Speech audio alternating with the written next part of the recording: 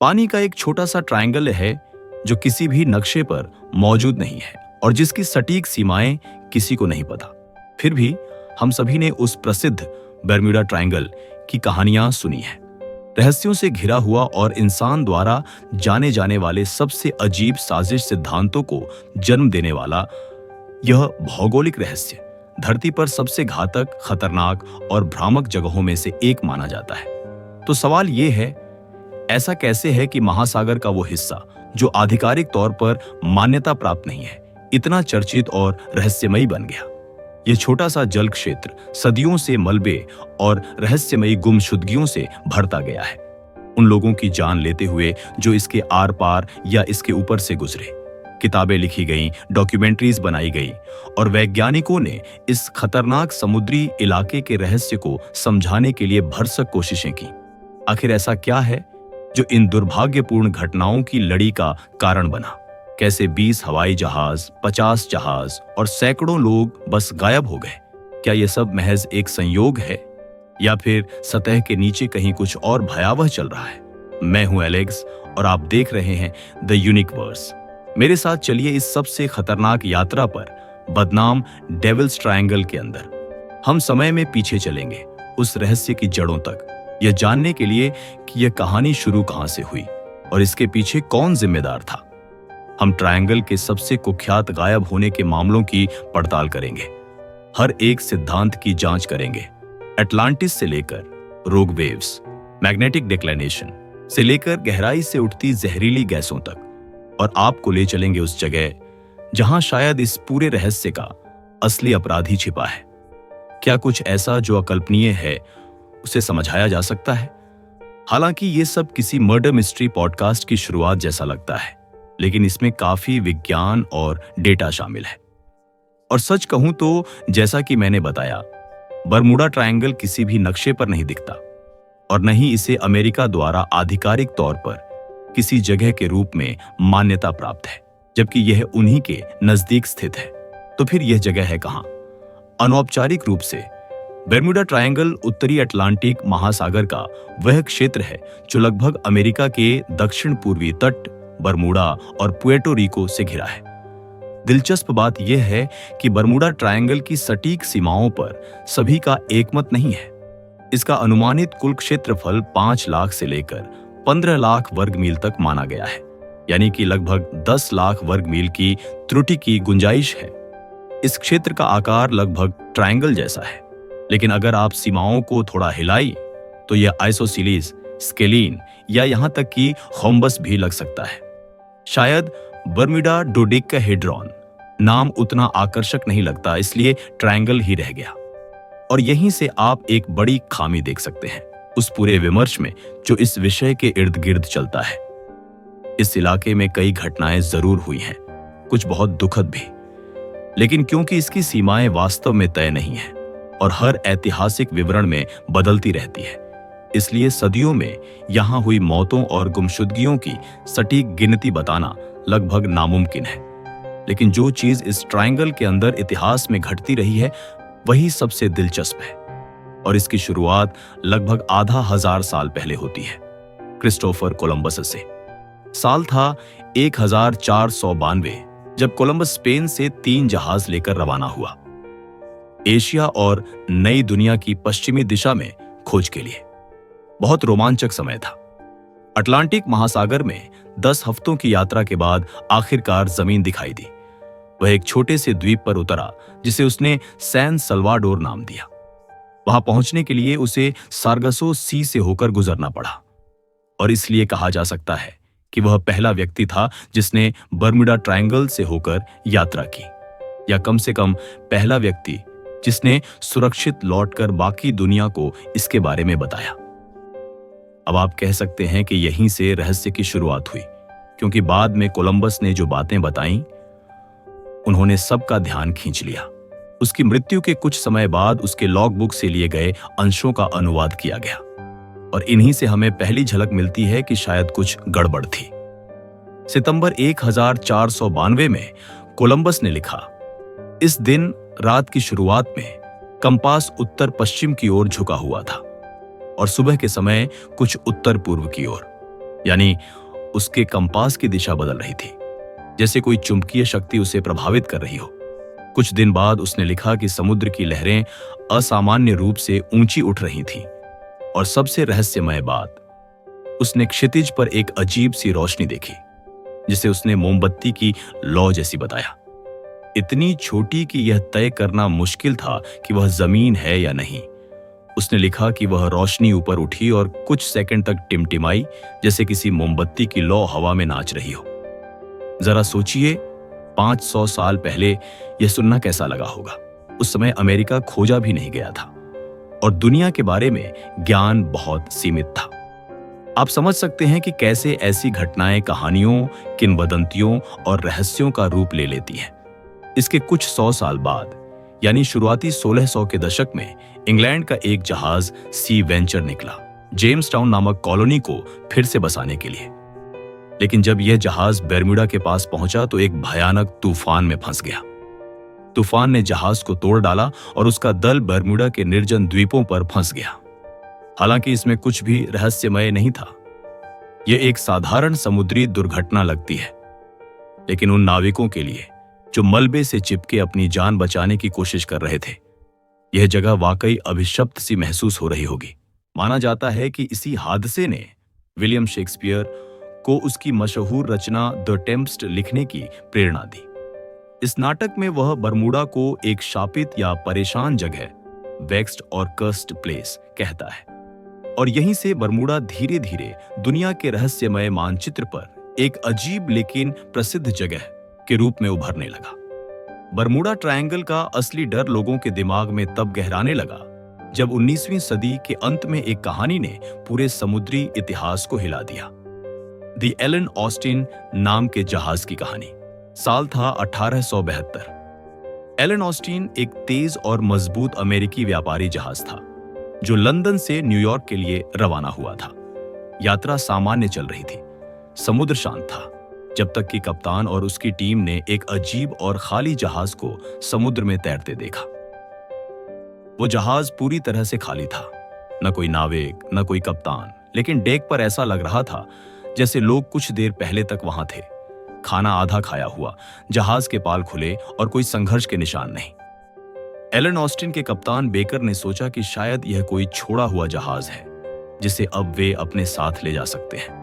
उसने अपने कुछ नाविकों को उस खाली जहाज पर भेजा ताकि वो उसे न्यूयॉर्क तक साथ ले आए। शुरुआत में सब सामान्य लगा, लेकिन कुछ दिनों बाद वो जहाज अचानक गायब हो गया। ना कोई सिग्नल, ना कोई तूफान, बस नीला समंदर और खामोशी। कप्तान बेकर हैरान रह गया। उसने फिर खोज शुरू की और कुछ दिन बाद वही जहाज उसे फिर से दिखाई दिया, लेकिन इस बार भी वो खाली था। एलन ऑस्टिन के लोग जो उस पर सवार थे, सब गायब। फिर उसने दोबारा कोशिश की और वही नतीजा। कहा जाता है कि जब एलन ऑस्टिन ने तीसरी बार उस जहाज को पकड़ने की कोशिश की तो घना कोहरा छा गया और उस कोहरे के बाद दोनों जहाज हमेशा के लिए गायब हो गए। अब यह कहानी कितनी सच्ची है, इस पर मतभेद है। कई शोधकर्ताओं का कहना है कि इस घटना का कोई ठोस रिकॉर्ड नहीं मिला, लेकिन यह भी सच है कि उस समय कई जहाज इस इलाके से रहस्यमय ढंग से लापता हुए थे और लोगों की कल्पना में बर्मुडा ट्रायंगल धीरे धीरे एक जिंदा दानव की तरह आकार लेने लगा। अब हम आते हैं 20वीं सदी की उन घटनाओं पर जिनकी वजह से बर्मुडा ट्रायंगल का नाम पूरी दुनिया में फैल गया। इनमें से दो घटनाएं सबसे ज्यादा चर्चित हैं। कैरोल ए, डीरिंग जहाज का गायब होना, और फ्लाइट 19 का पूरा स्क्वाड्रन बिना निशान के गुम हो जाना। कैरोल ए, डीरिंग साल था 1921। कैरोल ए डीरिंग नाम का एक 5 मस्तूल वाला स्कूनर जहाज अमेरिका से दक्षिण अमेरिका की ओर कोयला लेकर निकला। वापसी में सब कुछ सामान्य लग रहा था, लेकिन जब यह जहाज नॉर्थ कैरोलिना के पास पहुंचा तो एक अजीब बात हुई। जहाज केप हैटरस के पास किनारे से टकराकर रुक गया और जब जांच की गई तो पता चला कि पूरा जहाज खाली था। कप्तान, चालक दल, लॉगबुक, नौवहन उपकरण सब गायब। सिर्फ खाना सजा हुआ था और जहाज की हालत से लग रहा था कि सब कुछ अचानक छोड़ दिया गया हो। कोई संघर्ष, लड़ाई या तूफान का निशान नहीं था। सरकार ने कई जांचें की। कभी कहा गया कि यह समुद्री लुटेरों का काम था, कभी विद्रोह। और कुछ ने कहा कि शायद समुद्र की कोई चुंबकीय गड़बड़ी या अज्ञात शक्ति ने उन्हें खींच लिया। पर सच आज तक कोई नहीं जान पाया। फ्लाइट 19 दिसंबर 1945 दुनिया दूसरी विश्व युद्ध से बाहर निकल ही रही थी। फ्लोरिडा से 5 यूएस नेवी बमवर्षक विमान TBM एवेंजर बॉम्बर्स एक नियमित ट्रेनिंग मिशन पर निकले। इस मिशन को कहा गया था फ्लाइट 19। सब कुछ सामान्य था, लेकिन उड़ान के कुछ घंटे बाद पायलटों ने बेस से रेडियो पर संपर्क करते हुए कहा कि उनके कंपास काम नहीं कर रहे हैं। वे अपनी स्थिति पहचान नहीं पा रहे थे। कभी किसी ने कहा कि हम बहक गए हैं, लगता है हम फ्लोरिडा कीज के ऊपर हैं। तो कोई बोला समुद्र अजीब दिख रहा है, सूरज की दिशा गलत लग रही है। कई घंटों तक बेस ने उनसे संपर्क बनाए रखा। फिर अचानक सिग्नल गायब हो गए।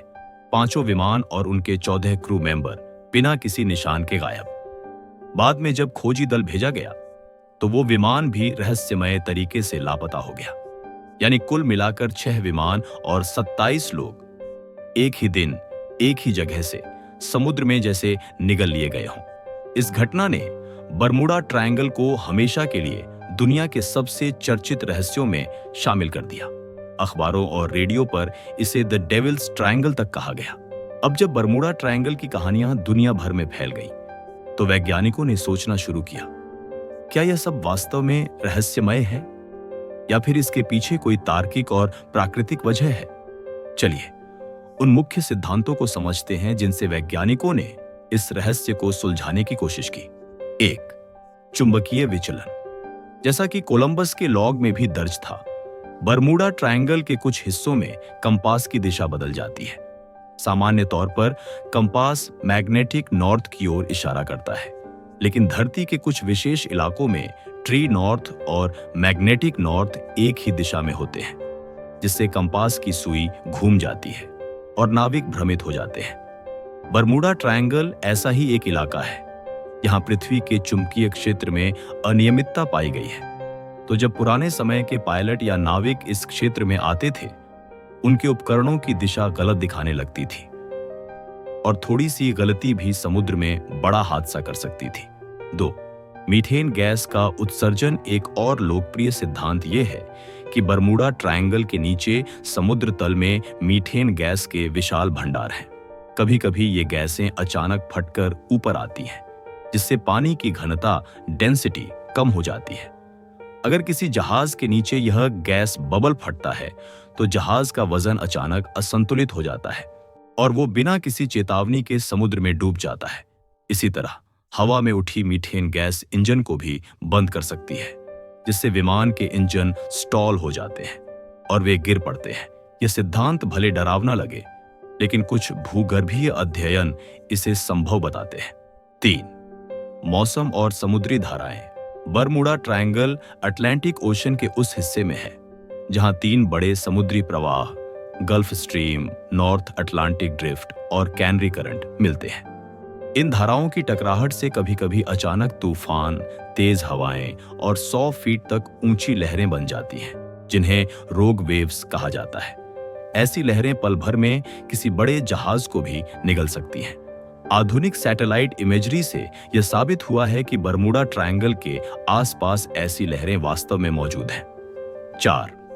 मानवीय भूल। कई दुर्घटनाओं की जांच में यह पाया गया कि ज्यादातर हादसे नेविगेशन में हुई छोटी गलतियों, कमजोर उपकरणों या अचानक आए तूफानों की वजह से हुए। उदाहरण के लिए फ्लाइट 19 के ट्रेनी पायलट्स में से कई अनुभवहीन थे। उनके कंपास की दिशा बिगड़ने पर उन्होंने एक गलत मोड़ ले लिया और ईंधन खत्म होने से समुद्र में गिर गए। यानी रहस्य से ज्यादा यह ट्रेनिंग की त्रुटि थी। 5. एलियन, टाइम वॉर्प और अन्य थ्योरीज। अब आते हैं उन थ्योरीज पर जिन्होंने इस रहस्य को और रोमांचक बना दिया, भले ही इनका कोई वैज्ञानिक सबूत न हो।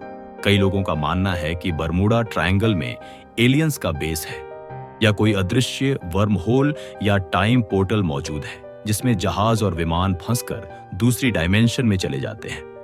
कई किताबों, डॉक्यूमेंट्रीज और टीवी शो में यह दावा किया गया कि वहां से उठती एनर्जी सिग्नल पृथ्वी पर किसी बाहरी ताकत की उपस्थिति का संकेत देती है। हालांकि NASA और अन्य संस्थानों ने अब तक ऐसा कोई सबूत नहीं पाया है जो इन बातों को साबित करे। 6. गल्फ स्ट्रीम की भूमिका। गल्फ स्ट्रीम एक बहुत तेज समुद्री धारा है जो बरमूडा ट्रायंगल से होकर गुजरती है। यह धारा इतनी तेज है कि किसी छोटे जहाज या मलबे को कुछ ही घंटों में सैकड़ों किलोमीटर दूर ले जा सकती है। इसलिए जब रेस्क्यू टीम पहुंचती है तब तक दुर्घटना का कोई निशान नहीं मिलता और लोग सोचते हैं कि जहाज गायब हो गया। यानी अगर इन सभी कारकों को जोड़ा जाए तो बरमूडा ट्रायंगल उतना जादुई नहीं जितना फिल्मों में दिखाया गया है। यह एक जटिल प्राकृतिक क्षेत्र है जहां विज्ञान, प्रकृति और कभी-कभी इंसानी गलतियां मिलकर रहस्यमय घटनाएं पैदा कर देती है। सालों से चली आ रही कहानियों, किताबों और डॉक्यूमेंट्रीज के बावजूद आधुनिक विज्ञान ने इस रहस्य को धीरे-धीरे तथ्यों के जरिए सुलझाने की कोशिश की है। आइए समझते हैं कि आज के दौर में विशेषज्ञ इस क्षेत्र के बारे में क्या कहते हैं। 1. अमेरिकी और ब्रिटिश नौसेना की रिपोर्टें, कई सरकारी और सैन्य जांचों में पाया गया है कि बरमूडा ट्रायंगल में दुर्घटनाओं की संख्या दुनिया के किसी भी व्यस्त समुद्री मार्ग से ज्यादा नहीं है। यूएस कोस्ट गार्ड ने कई बार बयान जारी किया कि इस क्षेत्र में कोई ऐसी चीज नहीं है जो किसी भी तरह से जहाजों या विमानों को असामान्य रूप से प्रभावित करती हो। मतलब यह एक खतरनाक इलाका जरूर है लेकिन रहस्यमय नहीं। 2. आधुनिक तकनीक और उपग्रह निगरानी। आज के उपग्रह और जीपीएस सिस्टम बरमूडा ट्रायंगल को लगातार मॉनिटर करते हैं। नतीजा यह है कि अब वहां नेविगेशन एरर और गुमशुदगियां बेहद कम हो गई हैं। जहाजों और विमानों में अब इतने सटीक उपकरण लगे होते हैं कि वे किसी भी चुंबकीय विचलन या खराब मौसम से पहले ही सावधान हो जाते हैं। 3. 2018 की ओशन फ्लोर मैपिंग स्टडी। 2018 में वैज्ञानिकों ने ओशन मैपिंग प्रोजेक्ट के जरिए बरमूडा ट्रायंगल के समुद्र तल का 3D नक्शा तैयार किया। इससे पता चला कि नीचे की सतह बहुत असमान, अनइवन है। कहीं गहरी दरारें हैं, कहीं अचानक गिरते हुए खड्ड। अगर कोई जहाज तूफान या भूकंपीय हलचल के समय उस इलाके से गुजरे तो वह आसानी से इन गहराइयों में डूब सकता है जहां से कभी कोई सिग्नल वापस नहीं आता। यानी गायब होने की यह धारणा शायद इन भौगोलिक कारणों से जुड़ी हो। 4. वैज्ञानिकों का निष्कर्ष। अनेक वर्षों की जांच के बाद वैज्ञानिकों का निष्कर्ष यही है कि बरमूडा ट्रायंगल में जो कुछ भी होता है वह प्राकृतिक और वैज्ञानिक कारणों से ही होता है। समुद्री धाराओं की तेज गति, अचानक उठने वाले तूफान, घना कोहरा, चुंबकीय विचलन, मानवीय गलती, इन सब का मेल इस जगह को एक खतरनाक लेकिन सामान्य समुद्री मार्ग बनाता है। 5. लोगों की कल्पना और रहस्य का आकर्षण। फिर भी बरमूडा ट्रायंगल का नाम सुनते ही हमारे मन में एक अजीब सी जिज्ञासा और डर पैदा होता है। शायद इसलिए कि यह वह जगह है जहां विज्ञान और कल्पना की सीमाएं धुंधली पड़ जाती है। हर नई कहानी, चाहे वह एलन ऑस्टिन हो या फ्लाइट 19, हमारे अंदर यह सोच छोड़ जाती है कि क्या सच में वहां कुछ ऐसा है जिसे हम अब तक नहीं समझ पाए। 6. आज का बरमूडा ट्रायंगल। आज बरमूडा ट्रायंगल के ऊपर हर दिन सैकड़ों जहाज और विमान सुरक्षित रूप से गुजरते हैं। यह अब भी एक व्यस्त समुद्री मार्ग है जहां लोग काम करते हैं, छुट्टियां मनाते हैं और शोध भी करते हैं। यानी अब बरमूडा ट्रायंगल पहले जैसा डरावना इलाका नहीं रहा, लेकिन इसकी रहस्यमयी छवि हमेशा के लिए लोक कथाओं और इतिहास का हिस्सा बन चुकी है। तो आखिर सच्चाई क्या है? बरमूडा ट्रायंगल न तो कोई एलियन बेस है, न कोई टाइम पोर्टल और न ही समुद्र का दैत्य। ये बस पृथ्वी के उन खतरनाक हिस्सों में से एक है जहां प्रकृति की शक्तियां इंसान की सीमाओं को चुनौती देती है। फिर भी जब कोई पुरानी रिपोर्ट या गुमशुदा जहाज की कहानी सुनाई देती है तो यह सवाल अब भी जिंदा रहता है, क्या हमने सच में इस जगह को पूरी तरह समझ लिया है? नीचे कमेंट में बताइएगा। अगर आपको यह वीडियो पसंद आया हो तो द यूनिकवर्स को सब्सक्राइब करना मत भूलिए। हम लाते हैं आपके लिए अनोखे और दिलचस्प स्पेस और यूनिवर्स की दुनिया के तथ्य जिन्हें सुनकर आपकी जिज्ञासा और बढ़ जाएगी। और हाँ, मैं आपको एक कमाल की चीज भी बताना चाहता हूं, राजटून लिसन एंड अर्न। आप इसके जरिए सिर्फ म्यूजिक सुनकर पैसे भी कमा सकते हैं। हाँ, सही सुना आपने, गाने सुने और कमाए। नीचे लिंक पर क्लिक करें और अभी शुरुआत करें। तो सब्सक्राइब कीजिए, नोटिफिकेशन बेल दबाइए और साथ में राजट्यून से भी अपने म्यूजिक का मजा उठाइए और इनाम कमाइए। द यूनिक वर्स और राजट्यून, ज्ञान, मनोरंजन और कमाई सब एक साथ।